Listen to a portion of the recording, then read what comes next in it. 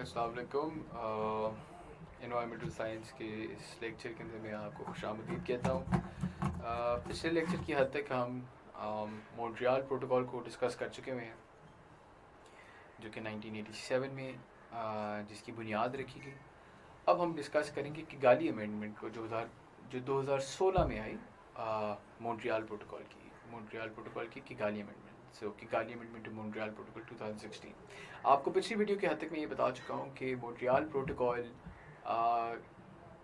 की जो एवोल्यूशन है विद टाइम, उसके तहत अगर देखा जाए तो अब Montreal protocol does not specifically deal with ozone depletion only, it also deals with climate change indirectly, yes, but it does deal with climate change। किस तरह से, उसको हम पढ़ेंगे, और वो पढ़ेंगे हम किगाली अमेंडमेंट के पस मंज़र में, किगाली अमेंडमेंट के कॉन्टेक्स्ट में, क्योंकि किगाली अमेंडमेंट जो इंट्रोड्यूस की गई है वो खसूसन की ही इसलिए गई है कि आपके यहाँ ऐसे सब्सटेंसेस जो कि ऑल्दो ओजोन डिप्लीशन का बायस नहीं बन रहे, लेकिन अगर उसके बरअक्स देखा जाए कि वो बायस बन जाते हैं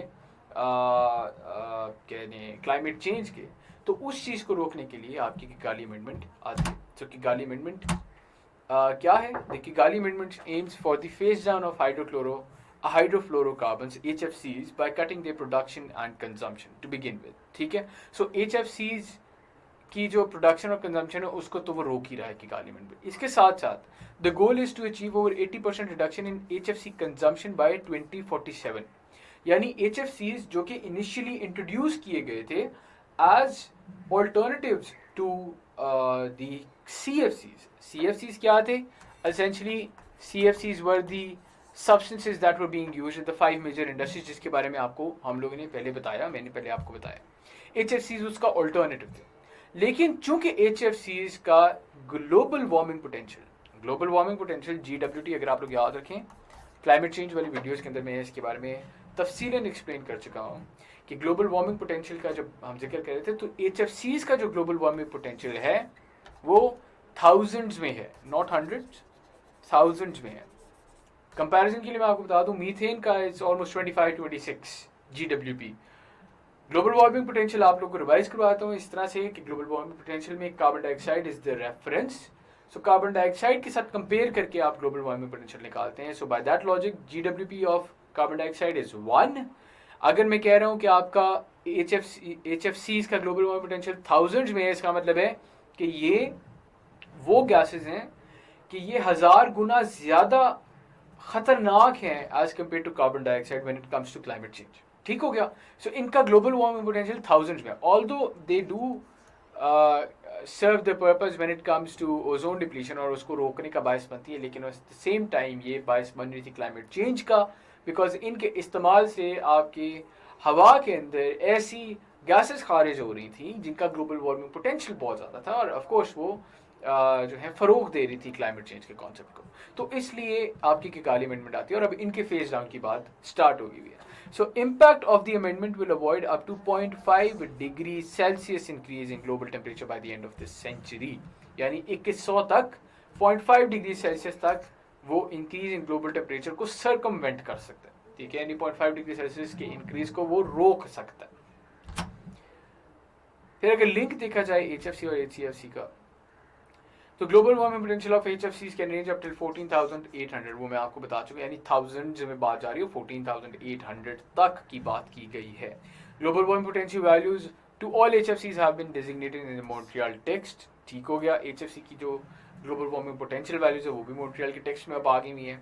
Many HFCs are powerful greenhouse gases and a substantial number are short-lived climate pollutants with a lifetime of between 15 and 29 years in atmosphere। ठीक है, 1529 साल तक एटमॉस्फेयर के अंदर रहती हैं एज HFCs, और ये तब तक जो है ग्लोबल वार्मिंग का बायस बन सकती हैं, और इनकी जो पोटेंसी है वो हमें पता है, it is ranges up till 14,800, thousands के अंदर है। दो HFCs currently represent around 1% of total greenhouse gases। हम शुरुआत में अगर आपको याद हो हम वो ग्राफ डिस्कस कर चुके हैं, 1 से 2% के बीच में आपके फ्लोरिनेटेड कंपाउंड्स हैं जिसके अंदर HFCs का शेयर 1% है। हंड्रेड्स और 2000 times greater than the art of carbon dioxide per unit of mass, यानी इनका जो ग्लोबल वार्मिंग पोटेंशियल है वो बहुत ज़्यादा है, इसके ऊपर डिस्कशन होगी। Assuming no new regulation, HFC consumption is projected to double by 2020। अगर कोई रेगुलेशन नहीं लगाई जाती तो इसकी जो कंजम्पशन है it is projected to double by 2020 which is very problematic to be very honest. ठीक है, अगर ये डबल हो जाती है तो इनकी पोटेंसी भी डबल हो जाती है, जो कि ऑलरेडी हमारे सामने कि कितने ज़्यादा इंपॉर्टेंट साबित हो सकते हैं। फिर इसी में अगर बात करें तो most of the HFCs are contained with in equipment, so emissions are the result of where faulty maintenance और leakage at the end of a products life time. आपके जो बेशतर आपकी इंडस्ट्रीज यूज़ कर रही होती हैं HFCs को, तो वो जब रिलीज़ होता है due to lack of maintenance, wear and tear, एक जो अप्लायंस की मुद्दत होती है उसके इख्तिताम पर, ठीक है, उस वजह से होता है। तो किगाली अमेंडमेंट एक तरह से इस चीज़ को भी डील करते हैं कि किस तरह से वेयर एंड टेयर से पहले आपने जो है अपने अप्लायंसेस को डिस्पोज ऑफ करना है। ठीक है, इस चीज़ से भी किगाली अमेंडमेंट मुखातिब होती है। Emissions of these gases are growing at rate of 10-15% per year. अगर ये डबल हो जाता है तो अगर देखा जाए बतदरीज तो 10 से 15% तक इन गैसेज के इस्तेमाल में इजाफा हमें नज़र आ रहा है, which will cause a doubling every 5 to 7 years. अभी तो हमें नज़र आ रहा है कि 2020 तक डबल हो जाएगा। अगर इसी परसेंटेज के हिसाब से चलते रहे तो ये हर 5 साल 7 साल बाद डबल होता हुआ हमें नज़र आएगा। ऑफकोर्स क्लाइमेट चेंज की वजह से आपकी एयर कंडीशनिंग में इजाफा होता हुआ नज़र आ रहा है आपको, ठीक है, वो एक्सपोनेंशियली इंक्रीज हो रही है। एयर कंडीशनिंग के अंदर इस्तेमाल आपकी HFCs हो रहे हैं, HFCs का इस्तेमाल बढ़ा है ज़ाहिर एयर कंडीशनिंग के साथ साथ। तो जिस तरह से आपकी एयर कंडीशनिंग बढ़ी है और HFCs का इस्तेमाल बढ़ा है, उतना ही हमारे लिए ये प्रॉब्लमेटिक होता हुआ हमें नज़र आ रहा है। ठीक है, अब हम देखते हैं अगर इसका हल देखा जाए और हम इसको डिस्प्लेस कर लेते हैं एक लेस ग्लोबल वार्मिंग पोटेंशियल वाली गैस के साथ, तो उसका हमें हल क्या नज़र आ रहा है कि किगाली अमेंडमेंट की सूरत में replacing high GWT HFCs with low GWP alternatives could avoid 0.1 degree Celsius of warming by 2050। और अगर हम 2100 तक चले जाएं तो वो 0.5 डिग्री सेल्सियस तक को हम कंटेन कर सकते हैं। अच्छा, fast action under the motor protocol limit the growth of HFC and avoid up to 0.5 degree Celsius of warming by 2100। ये बात भी क्लियर हो गई। अमेंडमेंट्स के ऊपर गौर फिक्र करें हम अमेंडमेंट्स के ऊपर, तो ये पिछली वाली वीडियो का ही ग्राफ है जिसको मैंने थोड़ा सा आप लोगों के लिए जूम इन किया है। 10% रिडक्शन बाय 2019 अचीव करनी है डेवलप्ड कंट्रीज है, ये डेवलप्ड कंट्रीज का ग्राफ है, and this is for the under developed. ठीक है, ये डेवलप्ड वर्सेस अंडर डेवलप्ड है। सो डेवलप्ड के आपने 2036 तक 85% रिडक्शन अचीव करनी है, 2045 ने 80% रिडक्शन अचीव करनी है अंडर डेवलप्ड कंट्रीज में। बाय 2045 हम लोगों ने 80% करनी है, इन लोगों ने बाय 2036 85% करनी है।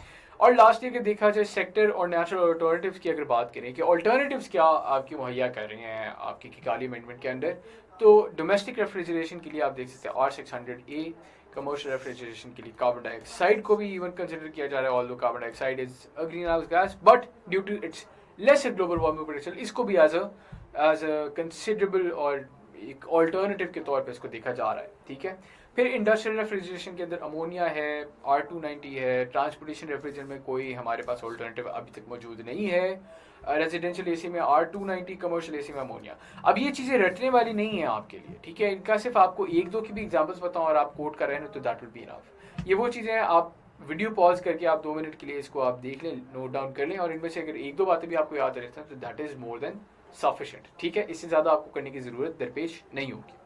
तो इसके साथ ही हमारी किगाली अमेंडमेंट का भी जो वीडियो है वो इख्तिताम पजीर होते हैं। उम्मीद है कि आपको किगाली अमेंडमेंट की जो प्रॉस्पेक्ट्स हैं, जो इसकी इम्प्लीमेंटेशन है और जिसका स्कोप है वो समझ आ गया होगा। नेक्स्ट वीडियो से अब हम बात करेंगे United Nation Framework Convention on Climate Change, and then afterwards will be talking about agenda 21 and then of course Kyoto Protocol 1997। So अगली वीडियोज़ में आपसे मुलाकात होती है और उम्मीद है कि आपको ये तमाम बातें जो हैं ज़हन नशीन हो गई होंगी। बहुत बहुत शुक्रिया आप सबका।